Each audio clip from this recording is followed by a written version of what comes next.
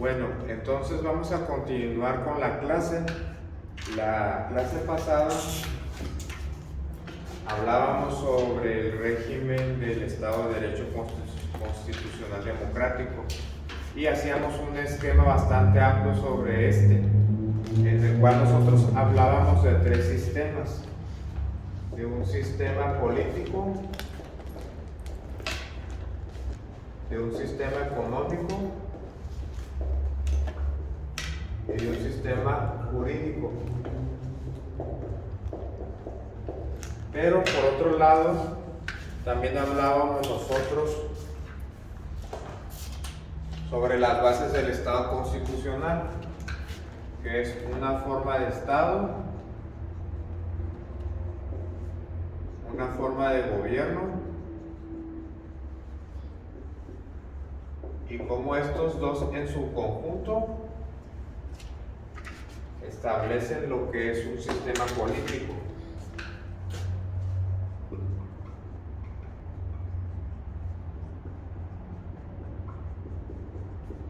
Esto para nosotros tener una visión más amplia del derecho y del derecho moderno, hablando de que en el caso particular, en el caso nuestro, estamos en un estado constitucional de derecho. ¿Qué significa esto? Que el orden jurídico está plasmado y está regulado por una constitución, y todo se regula a través de esta, es decir, a través de esta constitución.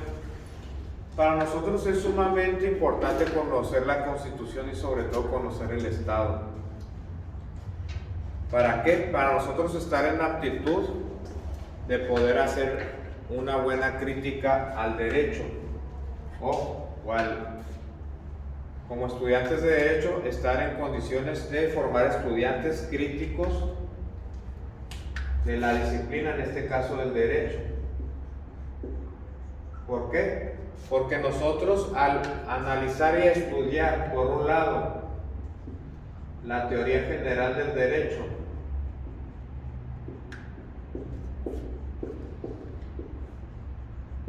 por otro lado, la teoría del Estado, y por otro lado, lo que es la historia del derecho mexicano,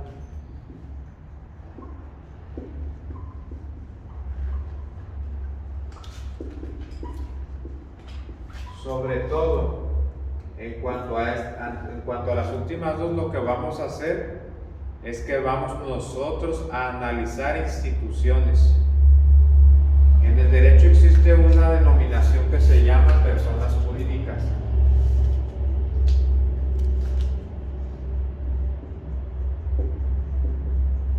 O instituciones.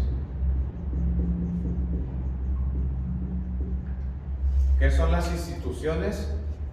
Aquellos organismos, aquellos entes creados por la Constitución, regulados por la Constitución y sancionados por la Constitución. Desde una corporación policíaca, alguno de los poderes de la Unión. Y cuando hablamos de los poderes de la Unión, ¿a qué me refiero? A presidente de la República, por ejemplo, a diputados, senadores o a poder judicial. Y nombres puede haber muchos, ¿no? Podemos hablar de la Profeco, podemos hablar del Ministerio Público, podemos hablar de la Semarnat, podemos hablar de muchas instituciones. Entonces, ¿qué vamos a hacer nosotros en la historia del derecho y en teoría del Estado? Vamos a analizar esas instituciones conforme a la creación histórica de esas instituciones y hacer una comparativa de una circunstancia de existencia o análoga. Es decir, no es lo mismo analizar a un presidente ahorita. O sea, cuando digo analizar a un presidente, no es que vamos a fijarnos qué hace el presidente, no, sino a cómo está regulada la institución del presidente. Desde la elección de un presidente, qué se necesita para ser presidente, cómo se elige, cuál es el procedimiento para elegirlo, Por ahí se empieza. Luego se continúa con las facultades. ¿Qué son las facultades que tiene un presidente? Para empezar, tenemos nosotros que saber qué son las facultades y todo lo que gira en torno a esa palabra facultades, ¿verdad? Ustedes como estudiantes de Derecho pueden tener un entendimiento acerca de la palabra nada más facultades, pero es un aspecto bastante amplio, ¿verdad? Que igual ahorita lo podemos analizar. ¿Por qué? ¿A ustedes de qué les sirve? Digo, de algo debe servir, ¿no? Pero es una forma de decirlo su servidor. ¿De qué les sirve, por ejemplo, conocer que en la historia del derecho existieron grupos prehispánicos, que uno se llamaba Olmeca, otros se llamaban Mayas, otros se llamaban Azteca, otros se llamaban Tolteca, y que ellos tenían sus instituciones que pues vamos a mencionar? ¿O de qué nos sirve, por ejemplo, saber que hubo un presidente que él atacó a la iglesia, ¿verdad? Ya sabemos qué presidente fue. O un presidente que le declaró la guerra al narco, ¿no? Hace 20 años, por decir, bueno, poquito menos, ¿no? Entonces, ¿a mí de qué me sirve eso si yo no conozco el derecho? Yo necesito conocer el derecho, conocer la historia. ¿Para qué? Para yo estar en condiciones de poder analizar. Y aquí hay un ejemplo bastante bueno. En el Poder Judicial, ¿yo cómo voy a saber si la reforma del Poder Judicial fue buena o no? Pues si yo conozco el derecho, si conozco la creación y la formación del Poder Judicial, si conozco su estructura, si conozco su funcionamiento, si conozco las facultades que tiene el Poder Judicial, pues voy a estar en condiciones, si conozco sus características, voy a estar en condiciones de decir, pues sabes que la reforma es buena porque está atacando algo que no se tenía. O al revés, decir, no, esa reforma no sirve. ¿Por qué? Porque está soslayando la institución del Poder Judicial, está atacando su función esencial. Entonces, bajo ese esquema, yo puedo hacer una opinión técnica, una opinión jurídica. Si yo no conozco, pues yo no estoy en condiciones. Entonces, yo como docente, yo tengo que ocuparme de que el estudiante tenga esas bases para poder hacer un análisis y poder hacer una crítica. Por eso, la primera clase mirábamos sobre todo un esquema amplio de lo que es el Estado mexicano, que la Constitución implícitamente habla de un sistema político, habla de un sistema económico, habla de un sistema jurídico. No es que la Constitución vaya a decir un enunciado, un artículo que diga, en México se reconoce el sistema político parlamentario. No, no es así, sino que implícitamente de toda la estructura en su parte orgánica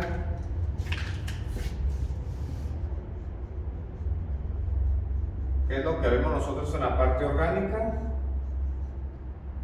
Toda la estructura del Estado. Y cuando digo estructura del Estado me refiero a poder judicial, a poder ejecutivo y a poder legislativo. Por ejemplo, fíjense qué importante. Cada persona puede tener su propia concepción acerca de la palabra orgánica, cuando hablamos de la parte orgánica de un órgano de poder. Pero es necesario, es indispensable que nosotros entremos a un estudio jurídico, porque precisamente la teoría del Estado es la que explica el origen de la parte orgánica de un Estado constitucional. Pero bueno, ese es como una forma de preliminar de decir el por qué nosotros necesitamos primero conocer el esquema constitucional para entrar a analizar la historia del derecho. Es como si necesitáramos nosotros conceptos previos o conceptos preliminares. ¿Para qué? Para tener las bases de hacer un análisis tanto de historia del derecho como de teoría del Estado. Entonces vamos a... esto ya lo vimos en la primera clase, pero sí lo menciono como una base, ¿no? Para decir de dónde estamos partiendo. ¿Por qué? Porque si entro yo ahorita y empiezo con mencionar lo que son empiezo con mencionar lo que es la teoría del Estado, lo que es la historia del derecho, en realidad no va a tener mucha utilidad que yo les diga esto. Ustedes como futuros abogados van a decir, ¿y eso a mí para qué me sirve para litigar? Pues de principio parece que no sirve, pero a mediano plazo y a corto plazo, eventualmente nos va a servir. Entonces, en la primera clase miramos nosotros algunos conceptos básicos como soberanía,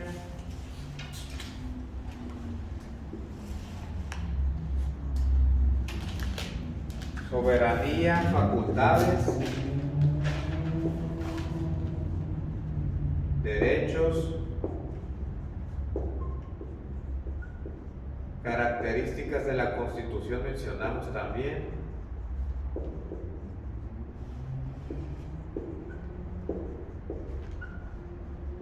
formas de Estado, formas de gobierno,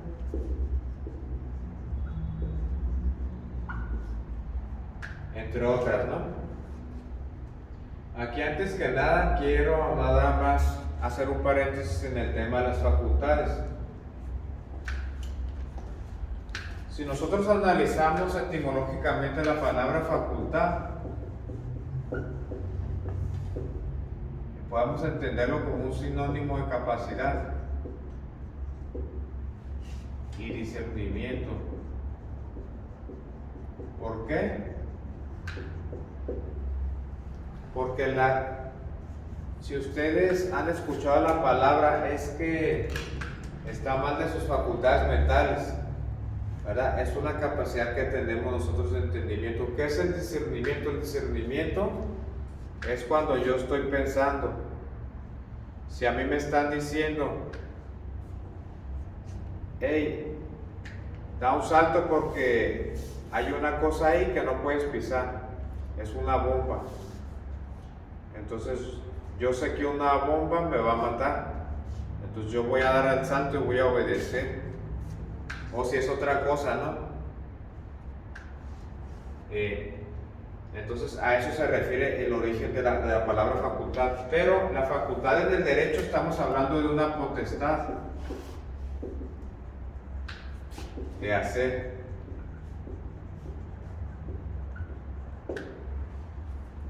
Que en la Constitución está regulado en el artículo 124. Y quiero hacer una distinción que resulta muy práctica entre facultad y derecho.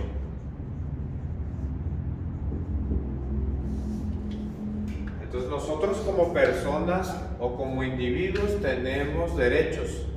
Derecho a la vida, derecho a la salud, derecho a la libertad. Pero el Estado no tiene derechos, el Estado lo que tiene son facultades. Entonces, muchas veces se dice, es que es un derecho que tiene el Ministerio Público. No, el Ministerio Público no tiene derechos, tiene facultades. Las facultades están reguladas en el artículo 124 de la Constitución Federal. Entonces, hay varios tipos de facultades. Tenemos las facultades expresas y las facultades implícitas.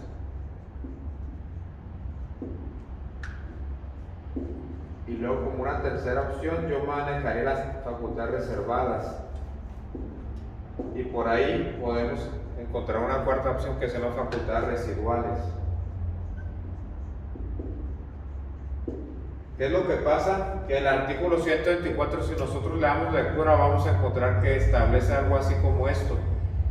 Todas aquellas facultades que no estén expresamente concedidas a los funcionarios federales se entenderán reservadas a los estados.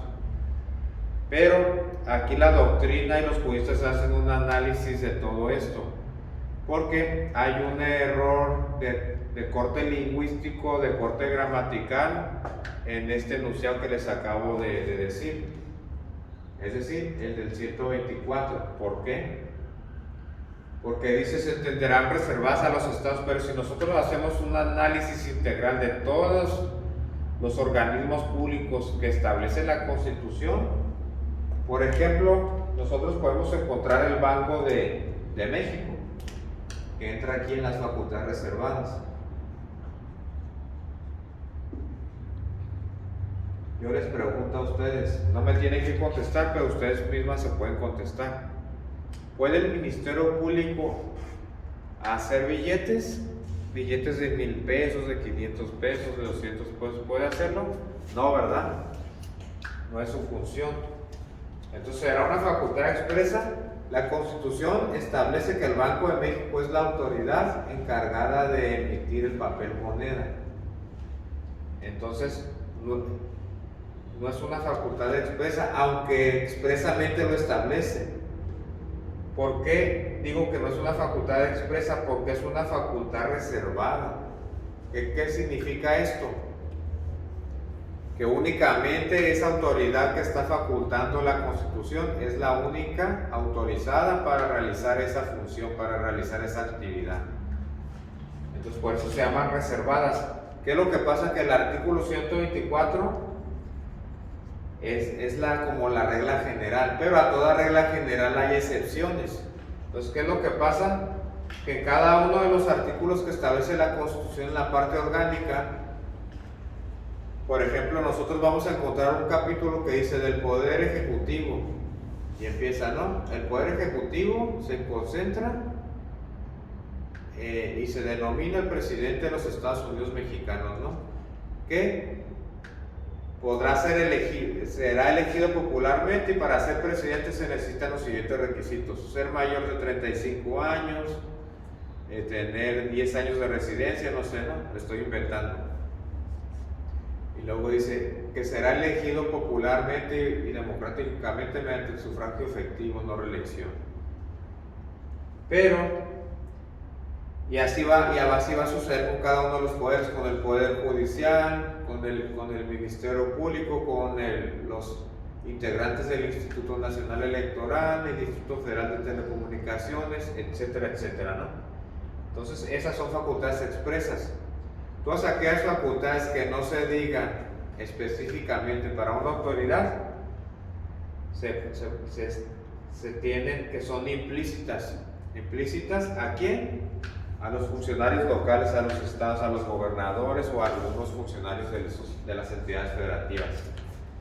Y luego están las residuales. ¿Cuáles son las residuales? Todas las que sobran, todas las que no sirven, vamos a decirlo así, ¿no? No es que no sirvan, sino que quedan fuera de todo el esquema de la Constitución. Por eso se llaman así residuales. Entonces, todo esto nada más para explicar el tema y la denominación de facultades. Entonces, ahorita lo que vamos a mencionar es lo inherente a lo que es la teoría general del Estado.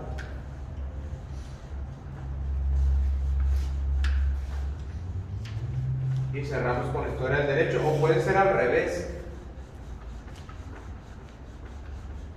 Vamos a empezar con la historia del derecho mejor.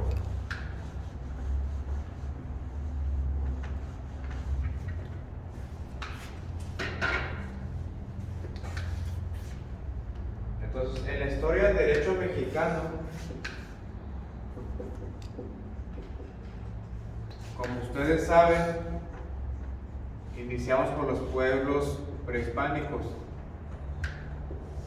Los pueblos prehispánicos sabemos que principalmente son 4 o 5: aztecas, mayas, olmecas, toltecas y mexicas.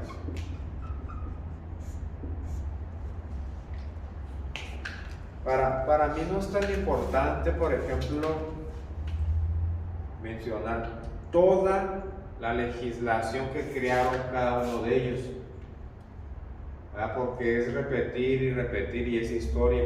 Sí es importante, ¿verdad? Pero cada uno tendrá tendrá su tiempo y su consideración de estudiarlo. Yo aquí lo que me voy a ocupar es de decirles concretamente y específicamente la distinción entre estos jurídicamente. ¿Por qué? Porque cuando las personas estudian historia del derecho, nunca les preguntan, oye, ellos tenían un poder ejecutivo. Quizás sí, ¿verdad? Pero cuando yo digo que nunca les pregunto si ellos tenían poder ejecutivo, me refiero a si nos han preguntado si ellos tenían una forma de Estado y si tenían forma de gobierno. Yo se los digo, cuando yo estudié a mí nunca me preguntaban eso. Es más, yo ni sabía que existía la forma de Estado cuando yo vi historia del derecho, porque todavía no llegaba a derecho constitucional. Es más, ni en constitucional lo miré ya en posgrado. Pero aquí, por ejemplo, si nosotros analizamos todas estas tenían la misma forma de gobierno. Obviamente que a veces cambiaban en parte, pero el origen, ¿cuál era? Era una forma de gobierno aristócrata. Igual y si me equivoco me corrigen, ¿no? No recuerdo si se llama así, pero era una forma de gobierno que tenían del origen de Dios. Entonces creo que aristócrata se refiere más bien a lo que eran los mejores de los mejores. ¿Me puede apoyar ahí, compañera Alejandra? Entonces, ¿qué es lo que nosotros vamos a encontrar en la forma de gobierno? En la forma de gobierno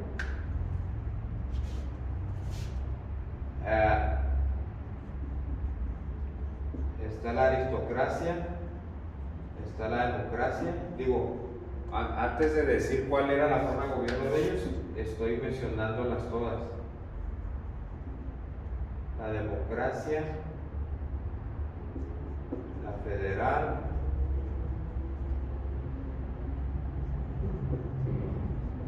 la representativa. No sé si es teocrática. Teocrática, ándale, eso es lo que quise decir, teocrática. Todas las... Sí, es que se parecen mucho. Es teocrática. Todos tenían una forma de gobierno teocrática.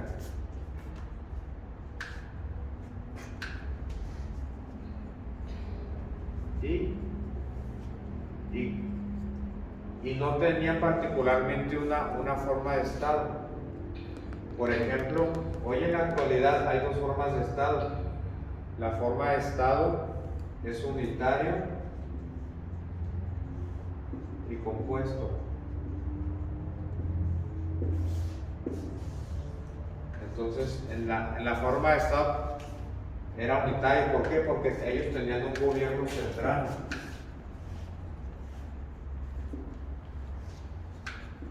¿Por qué? Porque había un jefe político que en cada una de estas culturas tenía su propia denominación. Como le decían algunos, el jefe indio. Entonces, estamos hablando que era una forma de Estado unitaria. Porque acuérdense que cuando llega el fin de estas culturas, es decir, cuando llega el gobierno hispánico, porque ese se llama prehispánico. ¿Por qué se llama prehispánico? Porque es pre a la Hispania que llegó a estos territorios que ahora conocemos como México. Entonces tenía un gobierno unitario. Pero aquí lo más importante que yo quiero que ustedes se lleven es sobre el derecho que ellos tenían, cada uno de ellos. Hay dos tipos de derecho, el derecho positivo y el derecho consuetudinario. ¿Cuál es este? Este es el derecho que está basado en los usos y costumbres.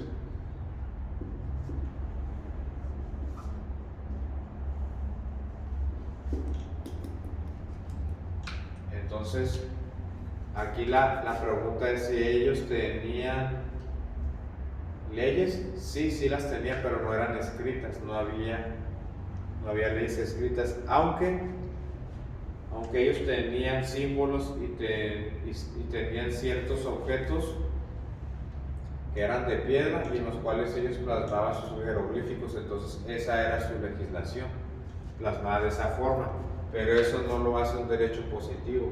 ¿Por qué? Un derecho positivo tiene una regulación, tiene un procedimiento. Para empezar, este procedimiento da origen a la creación del mismo. Y ellos no tenían ningún procedimiento para crear los usos y costumbres, simplemente eran sus usos y costumbres y ya. Es como ahorita, si nosotros decimos, es que tienes que ir a la escuela, sí, pero ¿por qué? Pues no sé, cuando yo llegué yo ya tenía que ir a la escuela, ¿no? Entonces igual ellos, ¿no? Entonces estamos hablando que ellos tenían un derecho consuetudinario basado en usos y costumbres. Entonces, dicho esto, tenemos la siguiente reflexión sobre constitución. ¿Por qué? Porque aquí en esta palabra se encuentra implícito todo. ¿Qué es todo? Una cosa es el derecho de ese todo, otra cosa es la forma de Estado, ese todo, otra cosa es la forma de gobierno, ese todo, y es una palabrita que tenía acá hace rato, que borré, instituciones. Entonces, aquí la pregunta es si ellos tenían constitución. Yo les puedo llegar y echarles todo el rollo. ¿Saben qué? Los mexicas tenían esto, tenían lo otro, y durar aquí 3 horas hablando nada más de mexicas, otras 3 horas de toltecas. Entonces, todo para que ustedes ni siquiera sepan que existe esto. Entonces, lo que yo estoy haciendo, yo lo estoy haciendo al revés. Yo les estoy diciendo esto y les estoy diciendo cuáles de estos pueblos tenían esto y cuáles no, o de qué forma lo tenían. Es decir, es como si les doy ya toda la carne desmembrada, ¿no? Entonces, aquí la respuesta es sí tenían una constitución, pero no como nosotros la conocemos en la actualidad. Si nosotros nos vamos al derecho constitucional, nosotros vamos a ver que hay 2 tipos de constitución. Hay muchas clasificaciones, quiero ser claro en eso, pero la más importante tiene dos puntos: una constitución formal y una constitución material. Como ellos no tenían un procedimiento para crear el orden jurídico o el derecho, porque era consuetudinario, pues no podemos hablar de una constitución formal, porque precisamente la formal es la que obedece a un procedimiento solemne para la creación del orden jurídico. Y la creación del orden jurídico va implícita en lo que es, la creación del orden jurídico va implícita en lo que es una constitución formal. En cambio, una constitución material es la que se da en la vida diaria de una comunidad, en la vida diaria de cada una de estas culturas prehispánicas. Si nosotros revisamos la historia de los aztecas, revisamos la historia de los mayas, de los olmecas, de cada uno de ellos, nosotros vamos a encontrar muchas instituciones de corte ideológico e instituciones como una representación del Estado. Por ejemplo, hoy en la actualidad, ¿qué sería una institución de corte ideológico? esa se me hace un poquito complicada. Pero por ejemplo, la Profeco, ¿no? Ya que sabemos que hay una oficina que es palpable, ¿no? Eso ideológico es que no sea palpable. Ahorita no se me ocurre nada a la mente, pero en las culturas prehispánicas sí existía, ahorita les voy a decir. O por ejemplo, lo que es la policía. O sea, la policía representa al Estado, la policía representa al gobierno, es un simbolismo de fuerza y poder.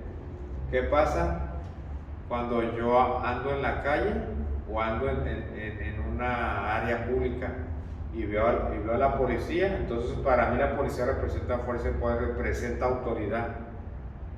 Entonces, obviamente que no voy a decir, mira, ahí va el Estado, va caminando el Estado, pero es una representación que yo puedo ver, que puedo palpar, ¿no? El edificio de la policía. Entonces, en las culturas prehispánicas había policías, pero en algunas culturas se llamaban túpiles o verdugos. Pero en el tema de, por ejemplo, de los aztecas tenían regulado, por ejemplo, el derecho civil en cierta medida. Había delitos. La palabra delito es una institución de corte ideológico, ¿verdad? Porque no es algo que puedas palpar, es una conducta. Es el sancionar una conducta. La conducta como tal no se está prohibiendo, se está reprimiendo por medio de una sanción, que es el objeto del derecho penal, sancionar. Pero aquí quiero hacer nada más una aclaración. En el derecho penal, nosotros vamos a encontrar dos posturas. En el caso mexicano, es una postura recriminatoria de castigo. ¿Cómo se llama en México? Ahí arriba lo escribí, pero se lo voy a escribir atrás aquí. Derecho penal. ¿Qué significa derecho penal? De pena. ¿Y qué es una pena? Es un castigo. Y tomando otro ejemplo, el que va acá, el de Estados Unidos, ¿cómo se llama en Estados Unidos? Se llama derecho criminal. ¿Por qué? ¿Qué es lo que analiza este derecho? El crimen. Lo que regula es el crimen. Entonces fíjense la gran diferencia entre crimen y pena, es una diferencia muy amplia. El tema, ¿por qué creen ustedes que hoy en día, o que la constitución que nos rige hoy, que es la de 1917, por qué creen que basó el derecho penal en el castigo? Aquí es muy importante y aquí está la respuesta. Aquí está la respuesta precisamente. Aquí en estas dos palabras está la respuesta. Porque si nosotros nos vamos a nuestros orígenes de historia del derecho, nosotros vamos a ver que los aztecas y los mayas principalmente castigaban las penas, castigaban las conductas. ¿Qué conductas? El adulterio, el robo, el homicidio, y eran penas muy, muy severas. ¿Cuáles eran las penas? Muerte y esclavitud. Si tú me preguntas, oiga, profe, ¿y cuál era la pena por robo? Era que tú ibas a servir al agraviado como esclavo el tiempo que considerara justo por pago de lo que tú le robaste.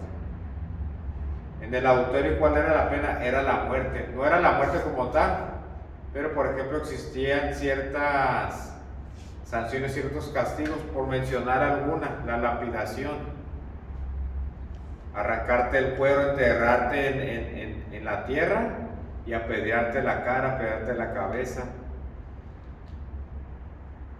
Y es que no solamente sucedió en México. Si nosotros nos vamos al origen del derecho penal, el derecho penal surge allá en Europa también, no nada más en en América. Entonces, dentro del derecho penal se analiza algo que se llama la evolución de las ideas penales. Entonces, en la evolución de las ideas penales nosotros vamos a encontrar que hay por ahí una escuela que pregonaba una ley que se llamaba la ley del talión ojo por ojo y diente por diente, así se dice.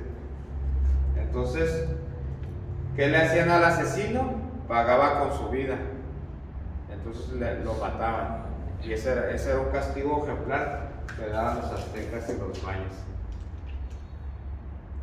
Entonces, todo esto para mencionar que había una constitución de tipo material, y voy a cerrar el tema con esto de la constitución material. ¿Por qué era material?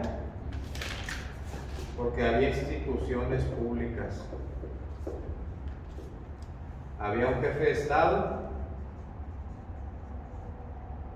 había policías y había un consejo de ancianos.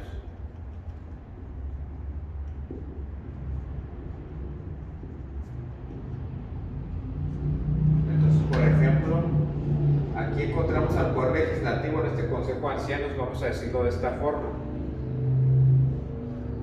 y acá había un poder ejecutivo. Pero fíjense qué ironía, el jefe de Estado tenía reunidas en sí facultades políticas y facultades judiciales y políticas. ¿Qué es lo que pasa? Que el jefe de Estado podía ordenar la muerte de cualquier miembro de su comunidad, y ella le ordenaba a sus policías que ejecutaran la pena en una plaza pública, como en Roma. Hagan de cuenta, así como en Roma. Entonces, cada uno de estos son instituciones públicas.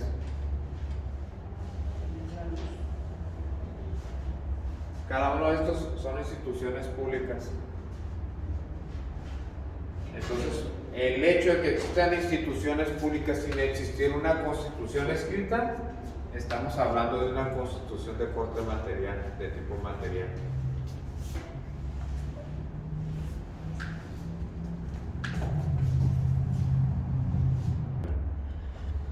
Bueno, entonces en grandes rasgos, esto es lo que es la historia del derecho.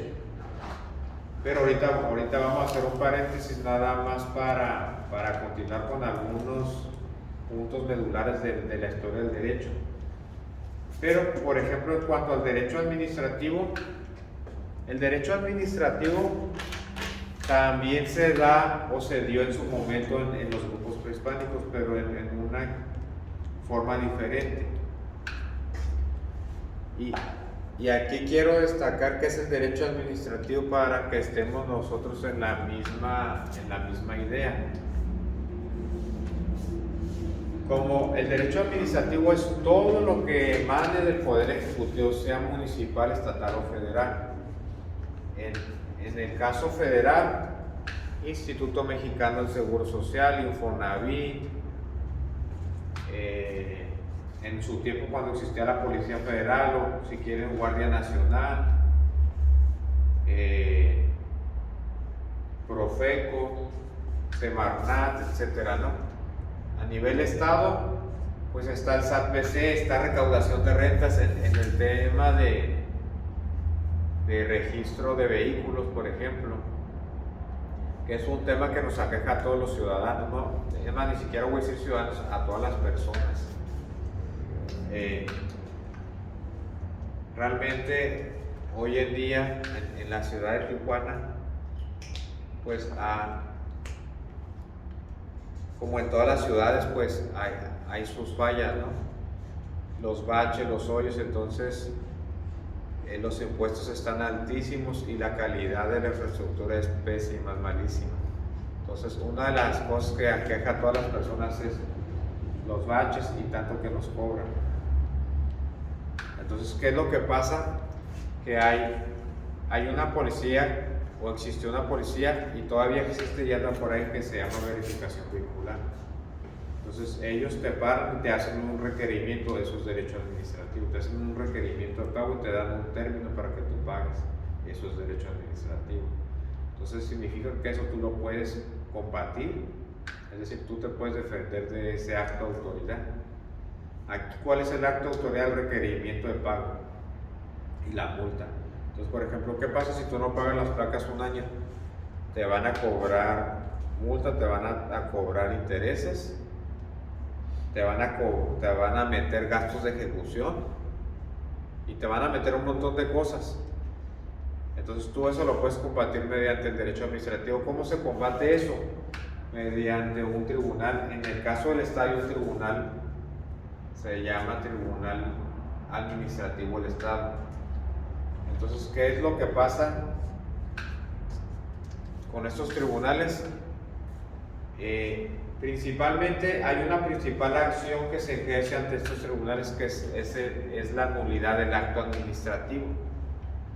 Entonces, ahorita que entremos a la teoría del Estado, de manera análoga a lo que es el acto administrativo. El acto administrativo, me adelanto un poquito a derecho administrativo, tiene ciertos elementos. ¿Qué es lo que pasa? Que si el acto administrativo no reúne uno de estos elementos, no estamos frente a un acto administrativo válido y legal. ¿Qué significa? Que si no tiene uno de estos elementos, se debe de decretar la nulidad del acto. Y esto implica que dejan de existir las consecuencias del acto. ¿Cuáles son las consecuencias del acto?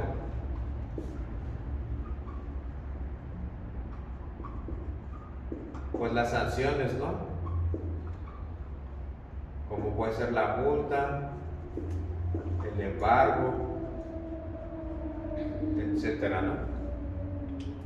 Entonces es bien interesante por el tema, pero básicamente estos elementos se derivan de la Constitución. Hace rato que hablábamos de la Constitución.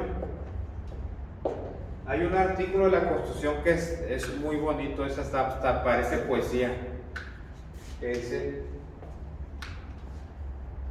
por un lado tenemos las formalidades esenciales del procedimiento y por otro lado tenemos lo que son los famosos actos de molestia. Dice algo así, es 14 y 16, pero por ahí un artículo dice algo así.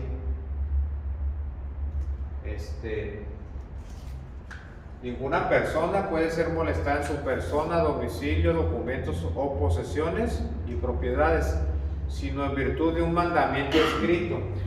Para empezar, aquí encontramos la formalidad del escrito. De la autoridad competente. ¿Qué significa autoridad competente? Aquí es donde entra el tema de las facultades que mencionábamos hace rato. La competencia se va a determinar en base a las facultades. En las facultades es donde nosotros vamos a encontrar si realmente es competente esa autoridad. Entonces, donde en este escrito va a establecer el fundamento del acto que está emitiendo y la motivación. Se llama donde funda y motiva el acto de autoridad. Motivación. Entonces, nadie puede ser molestado en su persona, domicilio, propiedades o posesiones, sino en virtud de un mandamiento escrito de la autoridad competente que funde y motive la causa legal del procedimiento. Causa legal del procedimiento.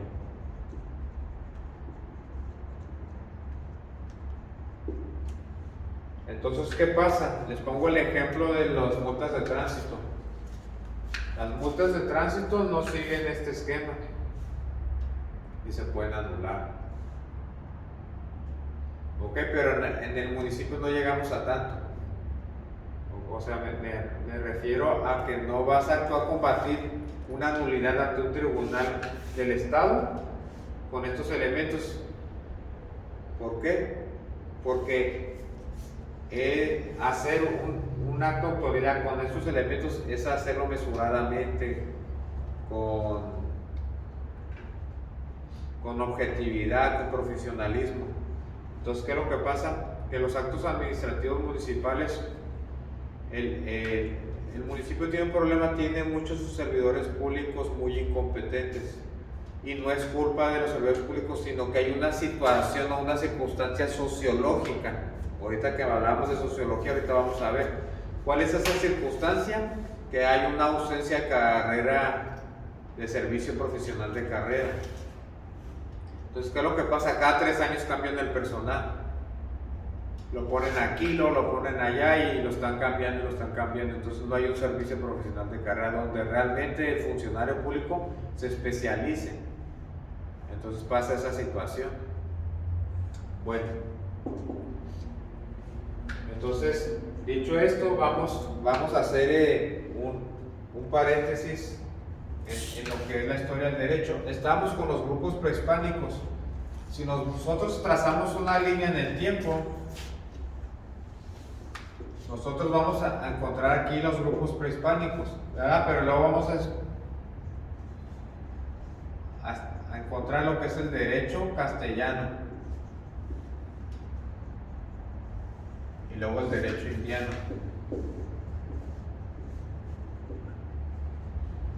Ok, nada más quiero hacer la línea en el tiempo para yo situarlas en el tiempo y que ustedes tengan la noción de cómo fue la historia. ¿Cuál fue el parteaguas aquí entre los grupos prehispánicos y lo que sucedió después? Pues la famosa conquista, ¿no? La invasión de los españoles, el famoso Cristóbal Colón, ¿no? De los reyes de España. ¿Qué es lo que pasa? ¿Por qué se llama derecho castellano? Porque viene de Castilla. Y luego, ¿por qué se llama? Porque de Castilla vino Cristóbal Colón y hace la conquista y todo ese rollo, ¿no?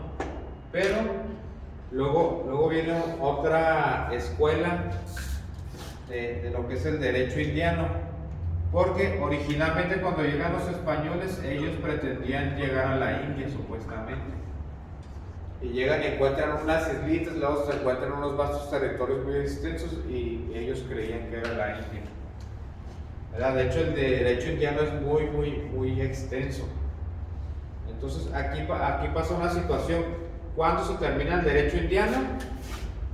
Cuando llegamos a una parte que es la independencia de México.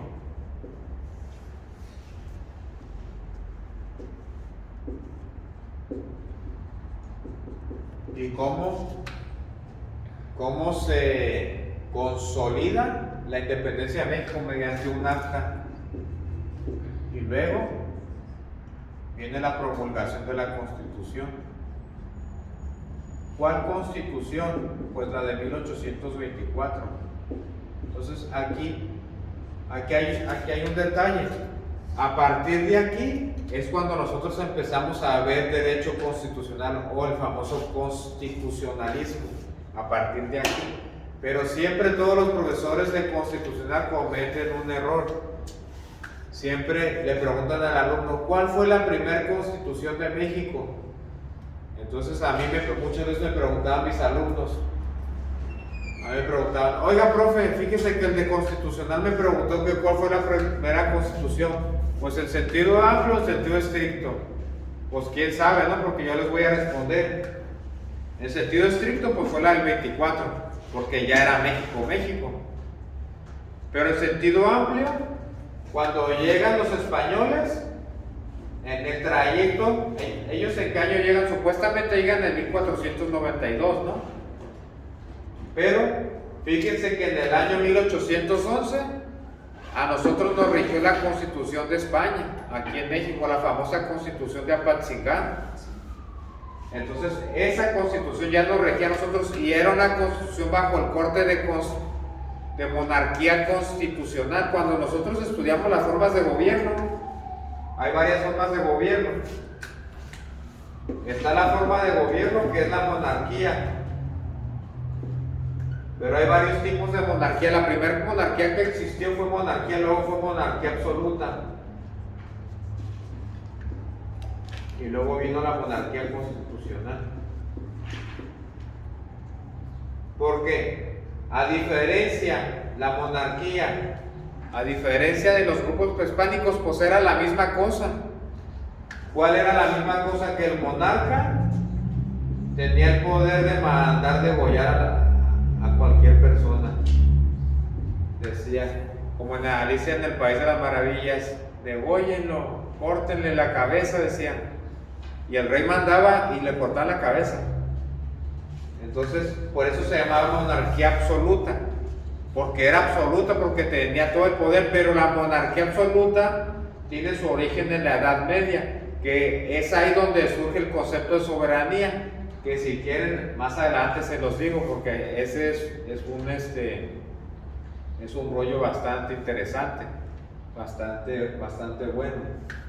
Entonces todo esto, nada más para situarnos nosotros entre la diferencia entre uno y otro. ¿Qué es lo que pasa? Yo les pregunto a ustedes, ¿qué pasa con toda la legislación que vino a dejarnos el derecho de Castilla? ¿Y qué pasa con los grupos prehispánicos? Sabemos lo que pasa, ¿no? Pero es una reflexión. Y continúo con la reflexión. ¿Qué pasa con el derecho indiano si ya estaba en vigor el derecho de Castilla? Pues pasa lo mismo que pasó acá. ¿Y qué pasa con la Constitución mexicana? O sea, llega la promulgación del Acta de Independencia y luego viene la promulgación de la Constitución. ¿Y qué pasa con el derecho indiano? Pues, ¿cuál fue el primer problema aquí? El primer problema, ya teníamos una Constitución, pero ¿qué pasa con esa Constitución? Crea todo un nuevo Estado, un nuevo orden jurídico, y hay que hacer legislación secundaria derivado de esta nueva Constitución. Entonces, mientras entraba toda esta legislación secundaria, ¿qué creen ustedes que pasó?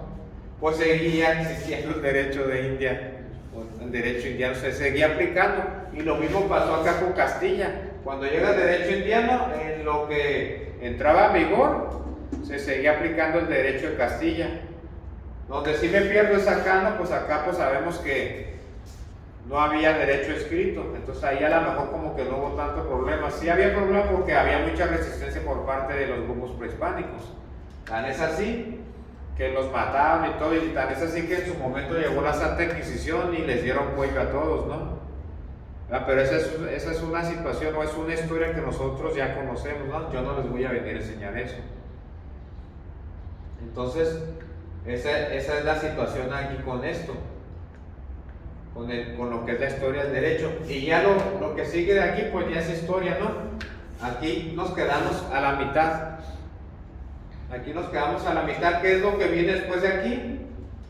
Pues viene la lucha entre conservadores y liberales, luego la lucha en 1836, luego la intervención de Benito Juárez, la lucha luego de la invasión francesa, y todo esto porque fue un estilo de afloje entre los liberales y los conservadores. Pero ¿cuál era su principal lucha? Su principal lucha, nosotros tenemos aquí, o teníamos, me estoy situando en 1836 pues en adelante, ¿no? 1836, 1843, 1845 principalmente, ¿no? Entonces, por un lado tenemos a los liberales, y por otro lado, creo que era al revés, liberales era con rojo y conservadores era con azul. ¿Sí saben por qué o no? Porque vamos a decir que este era el PRI y este era el PAN. Vamos a decirlo así, ¿no? Porque el Partido Acción Nacional es más conservador. Yo La principal lucha que tenían los liberales y los conservadores era que era lo que yo llamo la forma de Estado. ¿Por qué? Porque los liberales estaban de acuerdo y a favor de tener un Estado federal como en Estados Unidos. Acuérdense que México tuvo mucha influencia en Estados Unidos, luego vino la guerra de Estados Unidos, que ya se ve muy cerca, ¿no? Otra vez. Y los conservadores, ¿qué es lo que pasa? Que pierden el poder cuando Benito Juárez y toda esa clase social de criollos que eran hijos de españoles luchaban por la libertad en la América mexicana. Y los conservadores, ¿qué hacen? Dicen, no, pues sabes que ya nos acaban de la jugada, vamos a aliarnos con Francia. Y es cuando llega Francia y hace la invasión en México, en Puebla. Entonces, toda esa historia pues ya la conocen ustedes.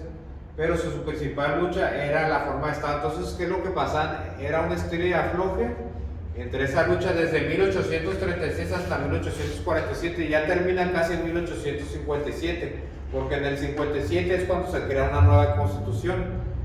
Para mí, en estricto sentido, nada más han habido 3 constituciones: la de 1824, la de 1857 y la de 1917.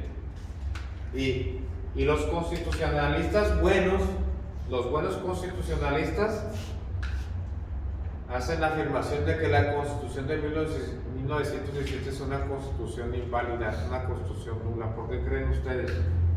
Si ustedes revisan su constitución, esa siempre se las pido yo, pero bueno, si ustedes revisan su constitución, en la parte, si la pueden descargar del celular, en la primera página dice Constitución Política de los Estados Unidos Mexicanos, y luego dice que reforma la del 5 de febrero de 1857. ¿Pero qué creen? Que esta constitución no siguió los parámetros de creación, de modificación de esta, y eso lo hace inválida. Entonces es una situación ahí como el huevo y la gallina, ¿no? Que fue primero, es exactamente lo mismo. Entonces, todo eso para decir eso. ¿Qué es lo que pasa? Que después de 1917 viene un análisis de toda la formación legislativa, la implementación de políticas públicas, y es básicamente lo que se analiza en cada uno de los presidentes, los beneficios, que la creación del ferrocarril, que la expropiación petrolera y todos esos beneficios, ¿no?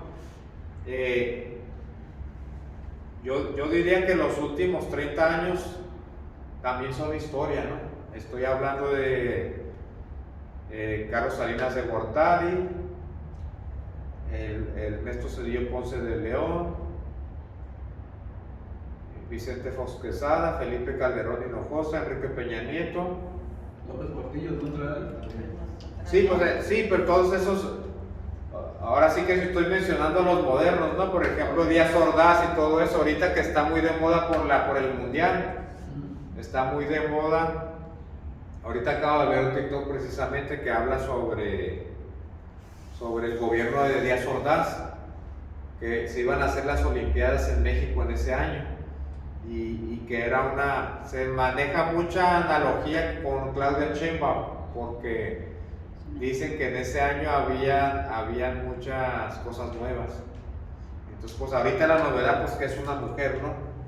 Y que ha sido más dura en ciertas cosas. Digo, podríamos estar en contra, ¿no? Podríamos no estar de acuerdo, pero ya esa es una opinión muy personal de cada uno de ustedes y de cualquier persona y cualquier ciudadano mexicano.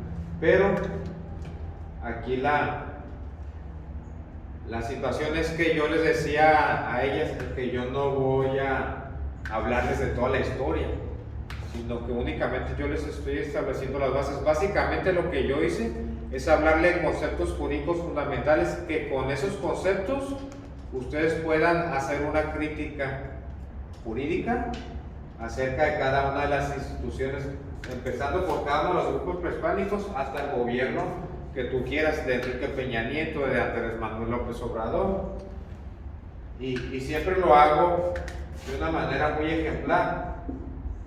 Por ejemplo, la reforma del Poder Judicial es el mejor ejemplo, ¿no? ¿Por qué? Porque es buena, porque es mala. Entonces, mucha gente dirá, es que hay mucha corrupción, es buena, porque hay mucha corrupción. O podrá decir un jurista, no es mala porque atenta contra la autonomía judicial. Y yo siempre lo he dicho, el Poder Judicial debe de tener plena autonomía. ¿Por qué? Porque si así se daban ciertos problemas, de que levantan el teléfono y sabes a lo que me refiero, ¿verdad? Entonces, pero yo en el caso específico yo te puedo dar ejemplos. Yo como abogado postulante yo te puedo dar ejemplos. ¿Por qué? Porque yo me he enfrentado a jueces y te puedo decir algo, que si eran corruptos, ¿y qué crees?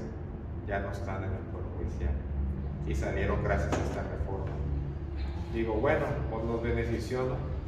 Pero no es un cáncer que se saca y ya vuelve a nacer, como el cáncer. Entonces, todo esto yo los llamo fenómenos de poder, o son analizados por la sociología jurídica. Hay un libro muy bueno que se llama Introducción a la Sociología Jurídica. En paz descanse el autor, Óscar Correas, y es muy bueno porque habla del discurso político y habla de la aceptación del orden jurídico, de la aceptación del derecho. ¿Cómo se llama el autor? Óscar Correas. Por ahí lo tengo, les voy a mandar una foto. Entonces, ¿qué es lo que yo aprendí aquí, miren? Todos los años que yo di historia del derecho, yo aprendí algo. El único lugar en el que no penetraron los españoles es donde surgieron las autodefensas. Y es donde está ahorita el problema, que se derivó de Carlos Manso. Carlos Manso se llamaba el señor. Sí. Entonces, Michoacán. Entonces, fíjense qué casualidad, qué ironía, y eso tiene que ver con la aceptación del Estado. Entonces, yo les puedo preguntar, ¿por qué no matas? Pues es que es una conducta que va en contra de mis principios morales. Pero el orden jurídico sanciona esta conducta. Entonces, no, ¿por qué no matas? Porque me voy a la cárcel, yo no quiero irme a la cárcel. Estoy muy a gusto aquí, durmiendo en una cama calientito, me baño con agua caliente cuando yo quiero, no tengo frío, como a la hora que yo quiera. Si yo quiero un pan, voy y lo compro. Si yo quiero mariscos, voy y los compro. Y en la cárcel no. Pero todos esos son temas de sociología, de estudiar los grupos de personas, de cómo respetan una autoridad o cómo no la respetan. La sociología jurídica es lo que se encarga de estudiar, es lo que se encarga de analizar. Entonces, no, pues olvídense, si yo les doy todos los detalles de la historia del derecho, pues no nos alcanzan. Son 3, 6, 9, son 12 horas al cuatrimestre. Las 12 horas en pura historia del derecho no termino yo de darles esto. Por eso lo hago de esa forma. ¿Ok? Entonces, por ejemplo, podemos destacar, por ejemplo, muchas reformas de Enrique Peña Nieto. La reforma energética, la reforma político-electoral. ¿Qué es lo que hace la reforma político-electoral? Lo mismo que les menciona de sociología jurídica. ¿Qué hace? Concentrar el poder. Que le quitan facultades ¿a qué? A los organismos públicos, locales electorales. ¿Para qué? Pues para que no perdieran, pero que creen, llegó AMLO y arrasó. A él no le sirvió de nada la reforma. Entonces, pues pasó todo eso.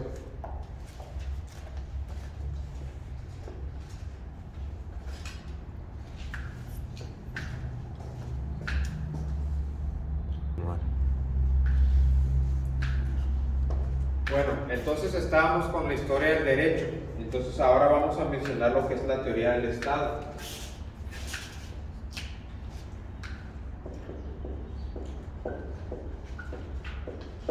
La teoría del Estado es sumamente importante porque es donde descansa todo lo que es el aparato gubernamental. Y principalmente es muy importante, ¿por qué? Porque es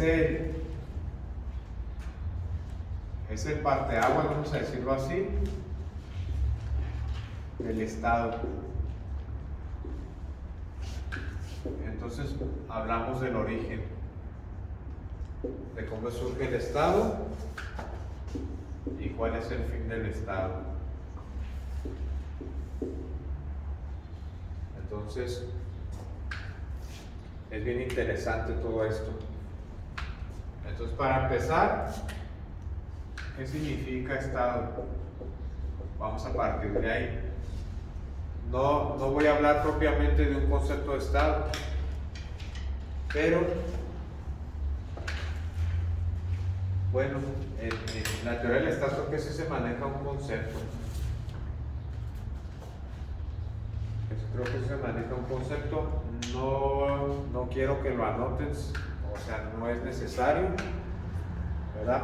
Pero sí necesito que lo disciernan, porque para mí en todos estos años, para mí lo más importante en el proceso de enseñanza-aprendizaje no es la memorización, sino es el discernimiento para la comprensión. Cuando uno discierne las cosas, realmente se quedan plasmadas en la mente de una persona. Y cuando esta persona educando lo hace, es cuando se le queda. Y yo lo he visto, sobre todo se los digo porque lo he visto en policías. Porque, por ejemplo, cuando un estudiante de Derecho te hace una demanda, pero con base en un formato, desde ahí ya empezamos mal. El educando de Derecho tiene que hacer una demanda con un documento blanco. Tendría que hacerlo así. Obviamente que te ahorra mucho tiempo, pero en su momento tendrías que hacerlo. ¿Cómo? Elaborar un contrato con un documento blanco, ¿verdad? Tú manejar la estructura del contrato en tu cabeza, es decir, declaraciones, cláusulas. ¿Qué cláusulas? Tipo de contrato, tiempo de contrato, duración, objeto, domicilio de pago, etcétera, ¿no? Entonces, el Estado es una sociedad asentada de manera permanente en un territorio, dotada de un orden jurídico y de un poder supremo para alcanzar el bien público temporal. Ese es el concepto de Estado. Pero este concepto no nace por sí solo. Cuando ustedes estudien posgrado, se van a dar cuenta de lo siguiente, pero antes de decirles, yo lo que voy a hacer es que les voy a poner un ejemplo. Cuando yo estudié posgrado, a mí me enseñaron algo. Hay una disciplina que se llama epistemología.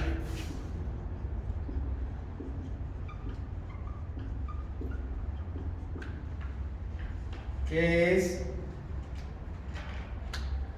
la epistemología? La epistemología no es otra cosa más que la teoría del conocimiento.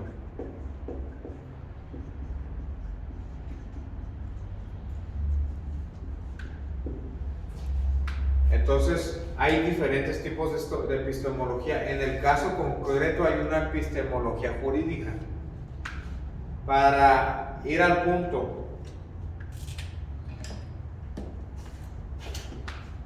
el conocimiento, ¿cómo se da? ¿Cómo surge?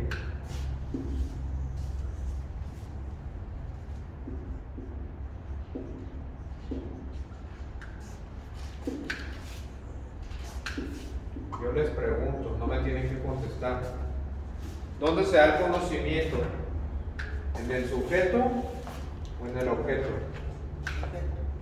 No tienen que contestar. Y les voy a decir algo, no hay respuesta incorrecta.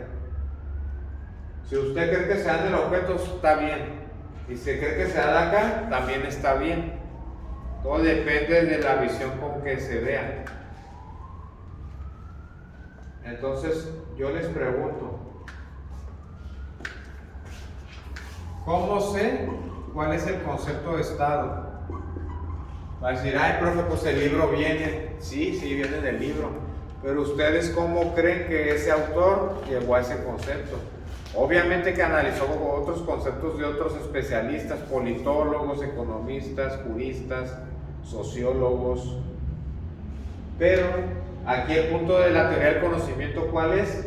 Que para construir un concepto se tuvo que llegar al conocimiento de ese concepto. ¿Qué es el concepto? Es la idea acerca de un objeto. En este caso el objeto, ¿cómo se llama? Se llama Estado. Entonces, ¿qué es lo que pasa? Para yo poder llegar a conocer el concepto de Estado, ¿qué tuve que haber hecho? Pues analizar los elementos del Estado. ¿Qué es lo que debe de contener un Estado para que sea lo que es? Es decir, para que sea un Estado. Ahorita vamos a hablar de eso que debe contener, pero si nosotros nos vamos al significado etimológico de la palabra Estado, ¿qué significa? Es la forma de ser de una cosa, de un objeto, ¿verdad? Aquí estamos hablando de un objeto ideológico, pero etimológicamente la palabra Estado se refiere a la composición de este objeto. Pero es una composición política. ¿Cuál es el estado de este objeto? Pues es cilíndrico y sólido. ¿Verdad? ¿Cuál es la composición de esta camisa? Pues quién sabe, no sé describirla. Pero a eso me refiero, el estado. Sabemos que hay tres tipos de estado, ¿no? Sólido, gaseoso y líquido. Pero en este caso estamos hablando de una composición política. Dicho esto, pues ahora sí vamos a hablar acerca de los elementos del Estado. Hay dos tipos de elementos: los elementos previos y los elementos constitutivos. Los elementos previos, ¿cuáles son? Aquellos sin los cuales el Estado no puede existir. Estamos hablando que para que exista Estado debe existir un territorio. Si no hay territorio no puede haber Estado.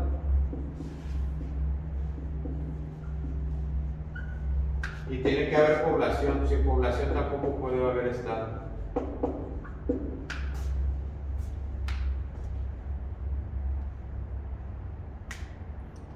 Y hay otros elementos que se llaman elementos constitutivos.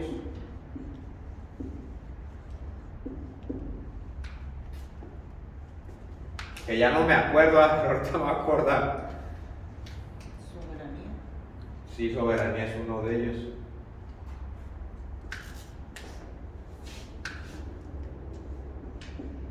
Son cuatro. Nada más que ahorita vamos a ver si me salen los cuatro. Soberanía o poder supremo, que es casi lo mismo. Gobierno. Orden jurídico. Lo que pasa es que se va al final. Porque tiene una secuencia, porque un elemento te va llevando a otro elemento y así sucesivamente hasta llegar al fin. ¿Cuál es el fin? El bien público temporal.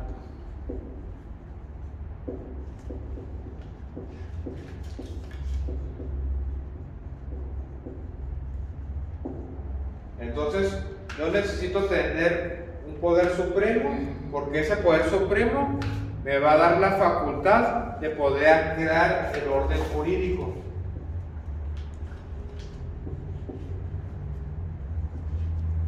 ¿Y qué es lo que pasa? Que ese orden jurídico va a regular al todo, que se llama Estado. Y al regular se va a ejercer el gobierno. Y al ejercer el gobierno, ¿qué voy a hacer? Pues, ¿qué es gobernar? Administrar bienes y servicios, proveer de seguridad, de sanidad, de educación, de paz, de armonía, de orden. Y el fin del Estado va a ser alcanzar el bien público temporal del mismo Estado y de sus habitantes. Entonces estos son los cuatro: soberanía, orden jurídico, gobierno y bien público temporal.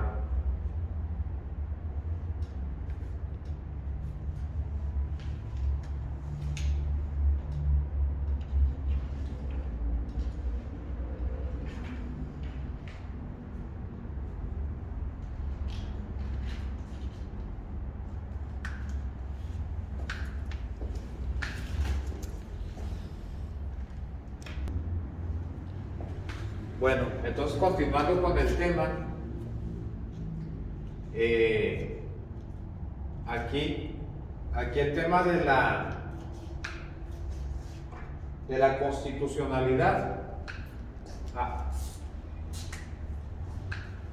habla de los derechos humanos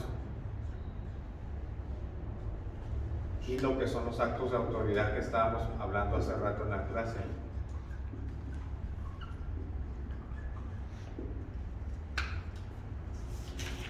Entonces, les decía sobre las características de la Constitución. No, ahorita no vamos a mencionar las características, pero es importante hablarles de esto, de la unicidad y la congruencia.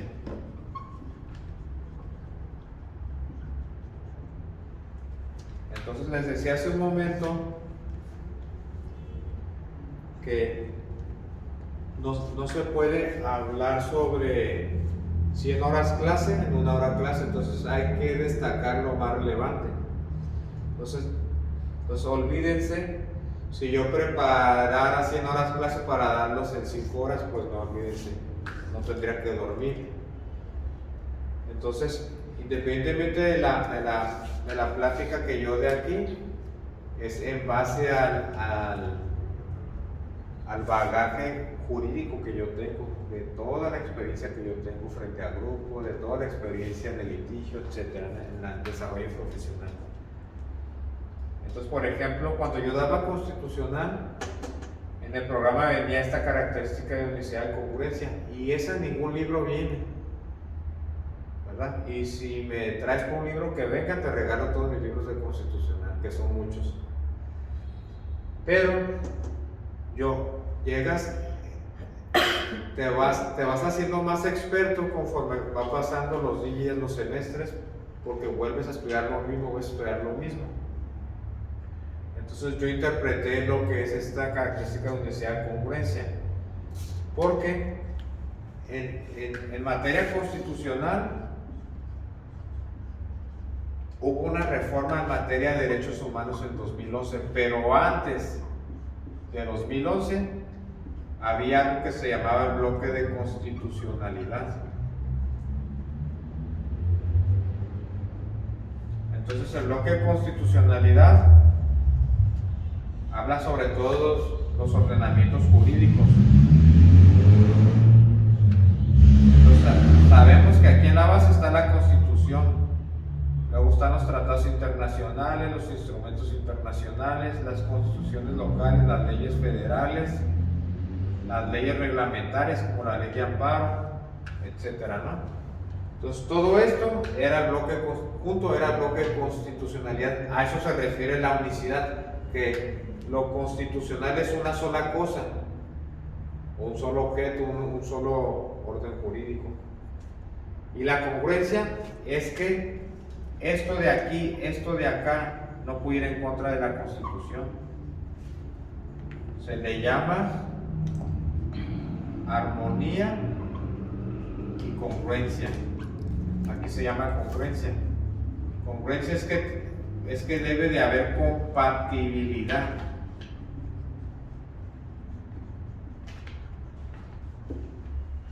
Debe haber compatibilidad.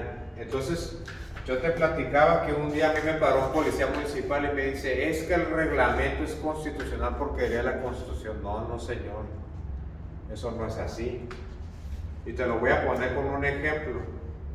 Hay un artículo del reglamento de tránsito y control vehicular que autoriza el remolque en ciertos supuestos, cuando no traes licencia, cuando no traes documentos del vehículo. Esta no estoy tan seguro, pero creo que sí esta. Pero si no traes licencia, sí autoriza el remolque. Cuando invades líneas amarillas. Te voy a poner un ejemplo. Si tú vas manejando por la vía rápida y vas a salir de la lenta, y el que viene en la lenta, vienen dos carriles en la lenta, y hay una desviación que tú te tienes que ir sobre el carril de la derecha para que el que viene en la vía rápida pueda entrar, y hay unas bolitas en el piso con líneas amarillas. Si tú pisas esas líneas amarillas, es remolque y es sentido contrario. Mucha gente en lo que es salida se mete, es sentido contrario, y todos esos, el sentido contrario también es remolque. Ok, pero hay otro artículo así como este que está aquí, que establece algo así como: nadie puede ser privado de sus propiedades, posesiones, sino mediante un juicio ante la autoridad competente. Pues es igual, pero le agrega la palabra juicio. Entonces aquí te están privando de tu propiedad privada, que es tu vehículo. Yo te pregunto, ¿es congruente con la Constitución, con el artículo que te estoy diciendo? No, ¿verdad? Te voy a poner otro ejemplo. Cuando una persona sufre un despojo, le invaden su propiedad, y a la persona que está ahí, en la audiencia de vinculación al proceso, le ordenan que entregue el bien inmueble si no ha habido un juicio. Únicamente hubo vinculación, pero no es una sentencia, y le ordenan que restituya, que reponga el bien inmueble. ¿Y qué tal que si tú compraste? Porque el tema del despojo únicamente atiende a la posesión, no a la propiedad.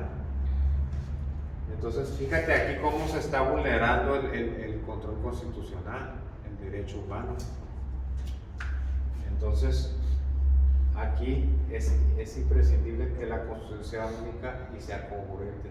No hay congruencia. Entonces, esta situación es la que pasa.